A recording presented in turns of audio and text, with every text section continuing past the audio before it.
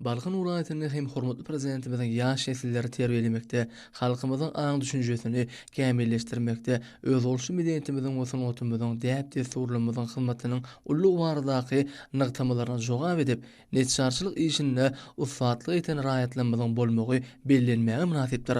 Usfatlyk eten netçalaryň dagdan tut hemde erik ağaçlardan taýýarlanan dürli sunat eserlerini synlanynda berhara dowutun täze ýamyny galkynşy döwründe millilige, insanperwerligi ýugurulan meden ruhy matlaklamazy öwrenmek, dünýä ýaymak, olary täze gözler bilen baýlaşdyrmak hemde dünýä jemgyýetçiligine ýetirmek babatda döwlet derejesinde edilýän aradalaryň romançlary esenip, hormatly prezidentimiziň bu babatda tutumlarynyň halkymyzyň tüýsürekden gollagyny, eýi bolýanyny ähli aýdymlygy arkaly görmek bolýar.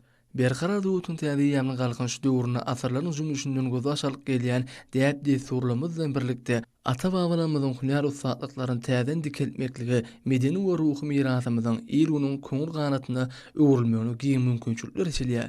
Dowtar ýasamak senetçiliginiň dowtarda sanat çalmak we bagşylyk sunutynyň UNESCO-nyň adamlaryň maddi däl medeni mirasynyň sanawyny giýerilmegi hassa buýsanşylydyr. Netçarlaryň işinde hormatly prezidentimiziň öz halkyna peşkeş beren berhara dowutun täze ýamyny galkynşy döwrüniň köp taraply üstünlikleriniň munasip beýanyny tapandygyny bellemek gerek. Munyň özi sunat muştoklaryny aýratyn hem roşun geleceğimizin eýleri bolan bagtyar nesillerimize ajaýyp zamanamyzyň üstünliklerini eýleýän bilen sepkitlerimize söýgü buýsanjy terbiýelemekde wajyp ähmeti eder. Hormatly prezidentimiziň dowutumyzyň hemde jemgyýetimiziň sadaşlyk ötüşini üpçün etmekde, nesilleri ruhy we ahlak taýdan kämilleşdirmekde, öz bolşy medeniyetimiziň, sanatymyzyň, däp desturlarymyzyň, taryhy gymmatlyklaryň wajyp ornunyň bardygyny kim işine yktyýar. Usvat netçarlaryň agaçlaryň has berk görnüşlerinden taýýarlanan işleri hormatly prezidentimiziň şeýle çoň mazmunly sözleriň munasip tasdiklanmasyny öwrülýär.